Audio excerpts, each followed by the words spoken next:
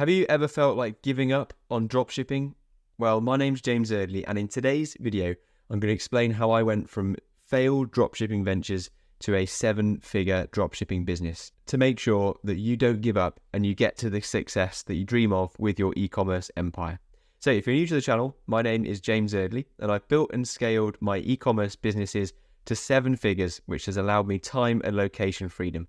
Now with these videos, I want to help you to achieve the same success. So it took me months of failure and wasting several hundreds, sometimes thousands of pounds trying to get started with dropshipping. The way I started was by looking on YouTube and trying to find advice about how to start dropshipping, and I was watching videos of people doing the traditional dropshipping method. I was watching people get started on an AliExpress account, build a Shopify store, and I was trying to sell trending products. My first ever store was actually called thehypestore.com, and I don't own the domain anymore, so it's free, but I wouldn't recommend you pick up that domain because I was trying to sell, as the name suggests, hype trending products.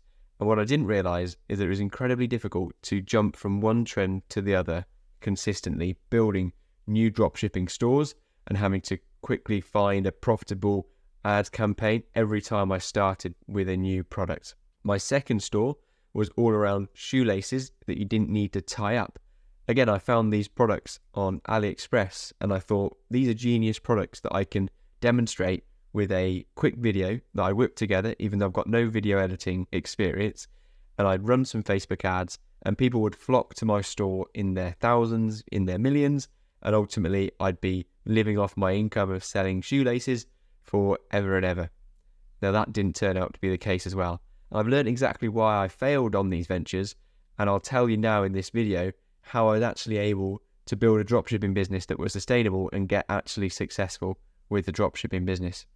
The third and final big failure of a store that I had with my dropshipping business was when I tried to sell a next level gamepad.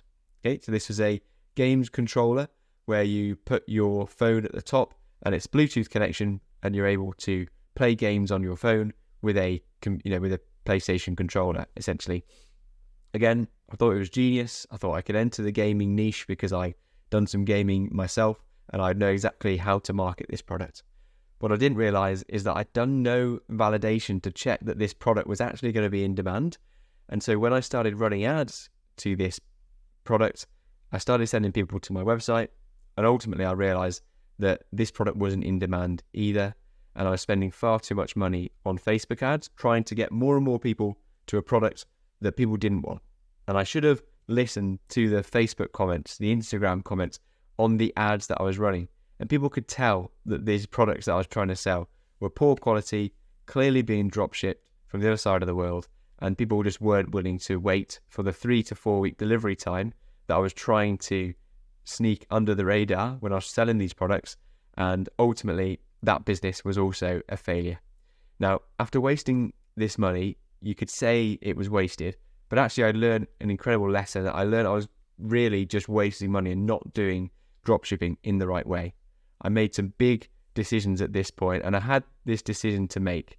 I really just wanted to give up because it was heartbreaking and demoralizing to realize that all the efforts and the dreams that I had of running successful e-commerce businesses felt like they was just going down the drain because I was not able to convert people on the store. I was just watching the money just leave my ad account and people weren't buying the products that I was sending them to.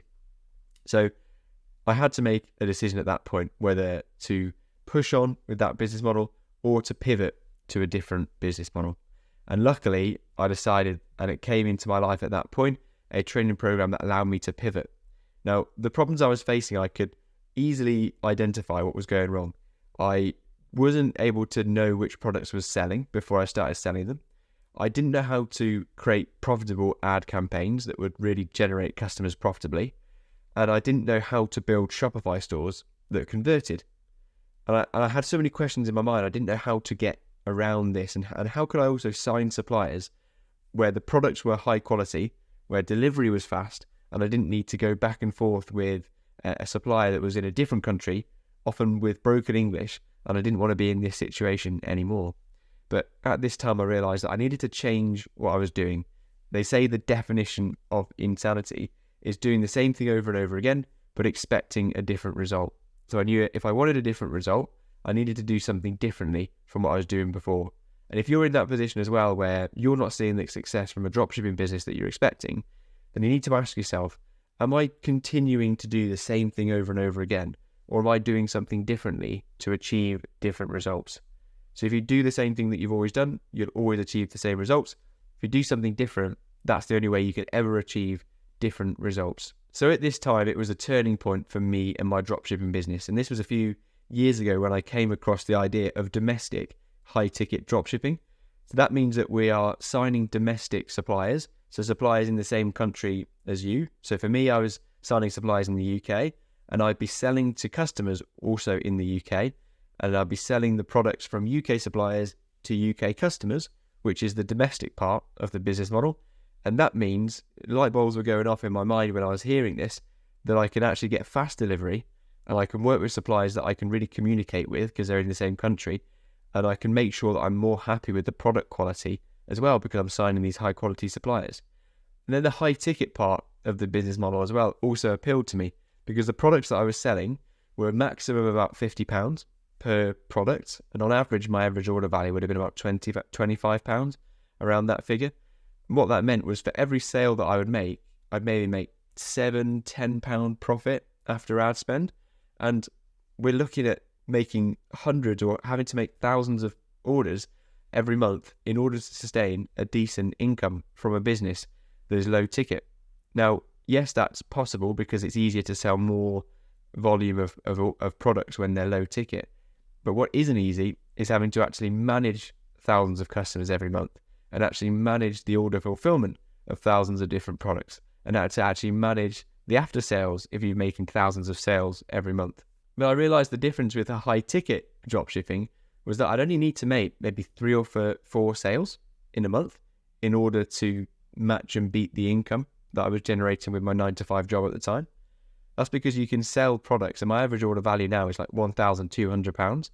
And if you make maybe 4 sales of that and you've got a 30% margin, so you're getting about £400 profit per order, well, very quickly the numbers can stack up. You don't need a significant amount of orders in order to make a significant income. I mean, 10 orders of products like that, so just an order every 3 days, and you've got £4,000 of gross profit in the business. And suddenly you can see how this type of business model is a lot less admin intense, but you have higher quality products, you have higher quality supplier relationships, and all of the boxes that I had in my mind were getting ticked, and all of the issues I was seeing with the initial dropshipping business model was getting ticked. So I really had to go all in on this business model. So the steps I took to put this business model into action and to really start a successful business are steps that anyone can follow. Now, pay attention because these steps, I mean it, you don't have to be special. I had no previous e-commerce experience apart from failed dropshipping businesses. I didn't have anything that was going for me other than the fact that I was determined and I was persistent and I wasn't going to let those failures stop me from building an online business. Those were the skills that I possessed, and I was open-minded and willing to learn. And if you've got that mindset, if you're resilient, open-minded, willing to learn, you can achieve anything that you want to achieve. So go into it with that mindset, and then you follow these steps and you'll also be able to achieve the same success.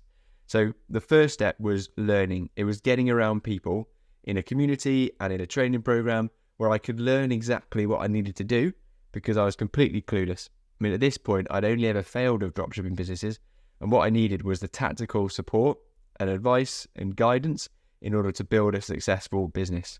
So that was the first thing, and I got into the Dropship Unlocked Masterclass training program, which gave me access to Lewis Smith, the founder, but also it gave me access to the hundreds of other people that were also realizing how beneficial this business model would be.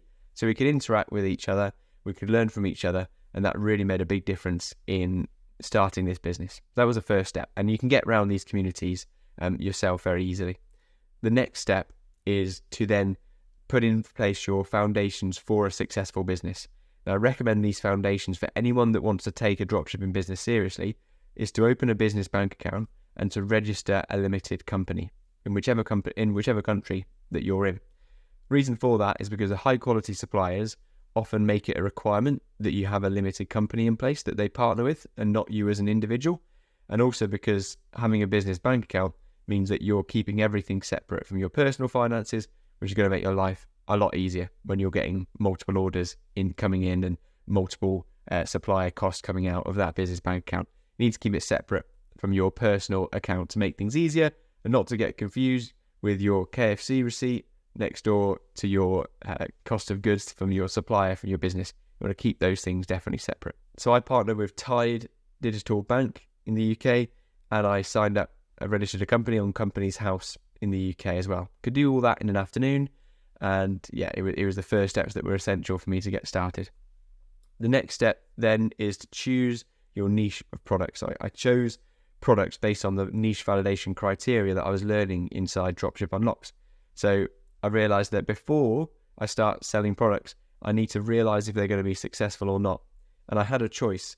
Either I carry on the way I was doing it, and I was only learning if products were not in demand after I started spending money on ads, or I could choose and find out whether these products are going to be successful before I start spending money. And that means that ultimately you'll be successful when you do start spending ads because you've already validated that the products are in demand. So you go through a niche validation criteria. So any ideas of potential dropshipping products that you want to sell, you put these ideas through the criteria, and you make sure that they are being, yes and greens in those columns as you go through each of the criteria. So, for example, if you had an idea of selling garden furniture and sheds or greenhouses, garden equipment, lawnmowers, but you realize that there wasn't meeting the criteria, then you put that niche to one side before jumping in. You'd make sure it's validated first. The issue I made with that gamepad, with those shoelaces and the hype products I was trying to sell, is that I wouldn't spend time validating them. I'd just put those products onto a Shopify store, start running ads to them, and then realizing that they weren't profitable before. So it's key that you find products initially up front that are going to be in demand straight away. The next step I took was then to build a Shopify store. And initially it was just a super basic Shopify store that only probably spent 3 or 4 days putting together. But it meant that it was enough then to move on to the next step, which was signing suppliers, so they could see that I had a website in place and that I was clearly going to take their business seriously. So the way that you then sign suppliers is that you always call as often as you can to really build a relationship with suppliers, or you'll send an email to make sure that they, again, can tell that you're serious and you can get your point across about how you want to sell their products. The next step then is to build a profitable ad campaign. And before I was always using Facebook, what I learned with Dropship Unlocked and with this high ticket business model was that the way to be a lot more successful was to use Google Ads. And that's because it's a search intent type of marketing where we are putting our products in front of people that are already searching for those products. Whereas with Facebook, that is a more of a disruptive marketing technique where we're getting our products in front of people who are scrolling on Facebook and Instagram and aren't necessarily already searching for those products. Now, I got myself to a profitable level early on with that type of marketing. And so from that position, I was able to scale my ad spend and really scale the business from that position, hire virtual assistants, and automate and delegate and outsource the day-to-day tasks so that I was able to build a successful business that doesn't need my time in order to consistently make sales for me as an income stream now in my life. So these were the steps that I took, and it really has made a huge difference in my life having this type of business model compared to the dropshipping business models I was doing before. So here are some of the key strategies that work for me that I'd recommend.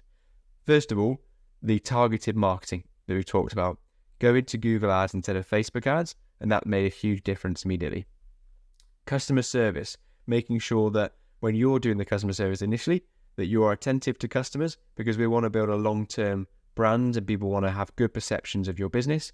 And then when you hire virtual assistants, make sure that they understand that customer service is really important in order to build a sustainable long-term business. Another strategy that worked for me was continuous improvement. So it comes from that resilience that I had from when I was failing, but use that resilience in this business as well to continually improve, because it's not easy to build a successful dropshipping business. So you need to be continually improving no matter which business model you choose. You need to be signing more suppliers, improving your ad campaign, and it's a constant improvement cycle to continue growing and scaling a business. Another key strategy was building my clear brand identity. So being a specialist in the niche. So when customers are searching for your products, they feel like they're at home and they found the right website to buy their products from.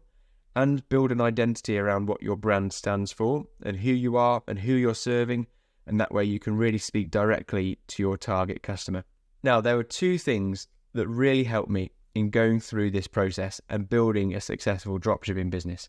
And these are two things that I really had to use throughout. And if you use these same two things, you'll be able to achieve the same success. Now, the first one was being able to overcome challenges. Now, resilience is going to be a big part of building any business. And if things are difficult and if you're not seeing the results you want to see, then the worst thing to do is just to crumble and to give up. As soon as you give up, that means you've locked in those losses and you can never build on what you've learned. So the best thing you can possibly do is be a resilient person, understand there will be challenges, and just see those as stepping stones and obstacles in your journey. Now, I had loads of challenges even when I was starting with the right business model. For example, when I was first signing suppliers, there was malicious competitors in the market that would actually reach out to suppliers and they would point out any similarities in my business to theirs, like or website copy. If it looked the same on my site, if it had been copied from theirs, then they'd pull that up. Now, I had definitely made some mistakes in the early stages of my business where I too closely got inspiration from other websites, and I'd never recommend doing that at all because it taught me a lot of lessons. But what happened was that all of the suppliers that I'd worked hard to sign early on were all messaging me to say that they were no longer going to supply me. And in these moments when it's really difficult and you can see all of your hard work just going down the drain, you need to be able to stand up, be resilient, make the changes you need to make, whatever that is, continually improve, and then keep pushing on and don't let anything hold you back. The second thing that was crucial was leveraging community support. Now, when you start a business, it's easy to decide that you're going on this journey alone and you don't need anyone else. You can watch a few YouTube videos, start a business with you and your laptop, and you don't need people around you. Now, I had those exact same thought processes. I think it's quite common for us to really think that we can do it all ourselves and we don't need to tell people, we don't need support. But really, you're missing a huge advantage of how you can make the business successful a lot quicker. And that's because when you have a community around you, you can ask people who have already achieved success how they achieve that success. And you can learn from others and you can encourage others and you can get encouragement when things are difficult.